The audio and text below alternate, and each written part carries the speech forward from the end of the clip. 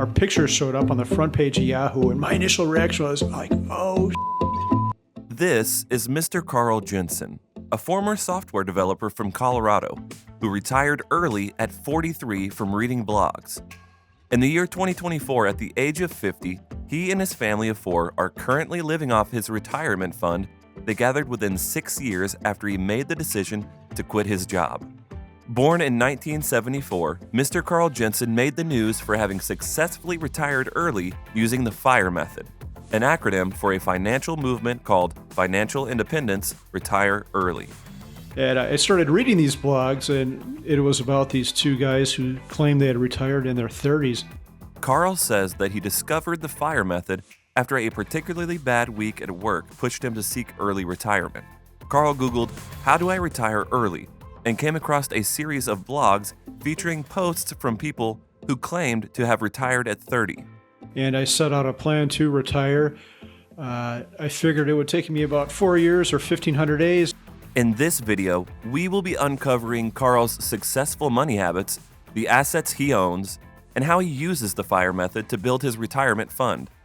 We will also cover what money habits he stays away from in order to sustain his financial health. Successful money habits.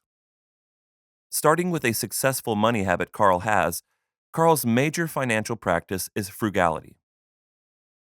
Carl mentions that he and his family have always been pretty frugal, which likely contributed to their ability to save a significant amount of money over time. When Carl first discovered the FIRE method, he was worried it was a scam.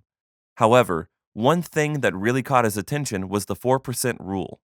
The 4% rule simply states that you accumulate enough investments to live on 4% of that total during your first year of retirement. In subsequent years, you adjust the dollar amount you withdraw to account for inflation. He said, "I did not want to live off $24,000 a year like Pete does. That's just too little." But this is just a simple math problem. Carl calculated his 4% to be $40,000 a year, which totaled up to $1 million he needed to retire. Hitting his goal amount meant that they needed to be very frugal. So Carl and his family moved to a smaller house and gave up on spending on anything but the bare necessities. However, after hitting their target, Carl says that they soon realized that it wouldn't be enough, and they had underestimated how much money they actually spent monthly. This brings us to the second major money habit: tracking your spending. To combat this, he and his family used a spreadsheet, carefully keeping track of everything they spent to figure out where their money was going and how much they would need to spend to keep up their lifestyle and stay retired. This is a practice anyone who is financially savvy swears by, because it helps you keep account of how you spend and exactly what is taking your money. The only way to limit unnecessary spending is by keeping track of what you're spending on in the first place. You can't save what you can't see. What assets Carl owns. Now let's talk about assets. Instead of stopping at simply saving alone to attain his goal and potentially watch inflation erode the value of his savings, Carl wisely chose to grow his funds. Carl's initial moves toward his retirement involved investing in stocks, a pretty volatile asset class that ended up paying off. In fact, the compounded profits on his investment in stocks were the reason he was able to retire earlier than he'd originally calculated. "I made my number about a year earlier than I planned, not due to any genius on my own part, but due to a great stock market," he said. Right now, Carl mentions holding investments in index funds like VTSAX, which is the Vanguard Total Stock Market Index Fund. This fund provides broad exposure to the entire U.S. stock market, including large cap, mid cap, and small cap stocks. Investing in index funds is a passive investment strategy that aims to replicate the performance of a market index rather than trying to beat the market. Real estate. Carl also mentions being involved in real estate investments, with the majority of his attention being concentrated currently on his live-in flips. This is a hands-on form of investment where he buys run-down houses in developing neighborhoods at a cheap price, moves in and renovates them to sell at a considerable profit later, including living flip expenses, which implies that he purchases properties, renovates them, and sells them for profit. He also mentions owning multiple homes. Digital assets. Other than his original $1.2 million retirement fund, Carl Jensen has a couple of other investments that pay. Carl discusses his approach to monetizing his blog, which earns him $800 to $1,400 a month in ads, and affiliate marketing, which earns him $100 to $2,000 a month. Money habits Carl avoids. When it comes to money habits he avoids, Carl avoids entering into investments he knows nothing about.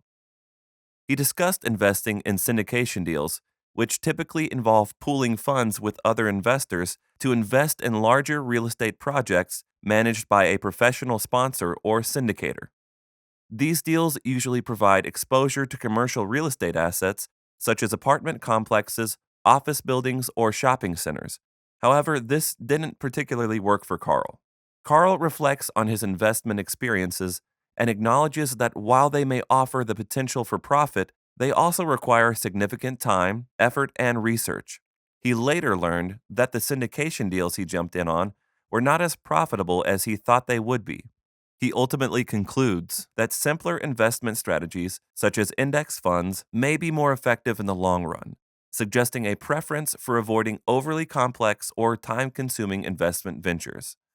Before making an investment, he makes it a point to spend a lot of time doing extensive research to learn how feasible the investment is, which is why he mostly has holdings in real estate.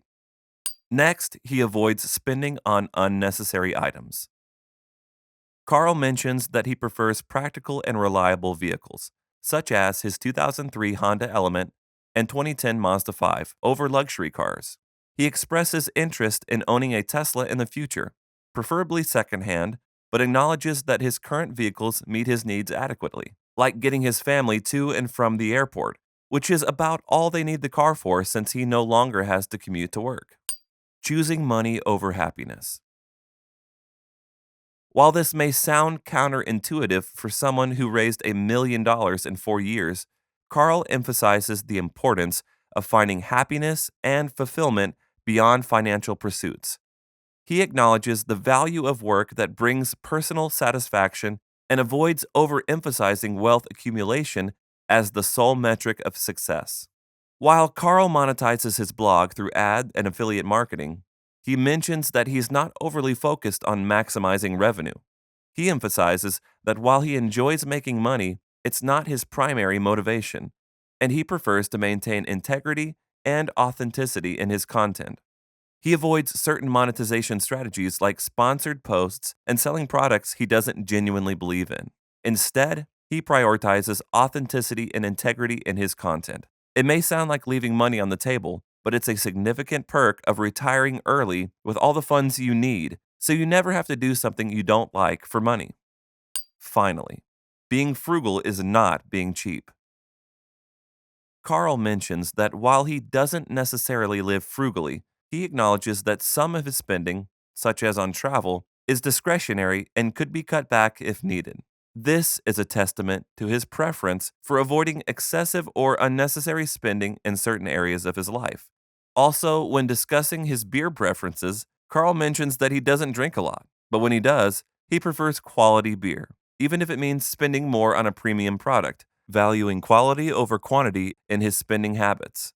Carl mentions specific purchases that he considers worthwhile, such as a New Balance puffer jacket that provides both functionality and value for money during travel. As a habit, he carefully considers purchases and prioritizes those that offer practical benefits or align with his preferences.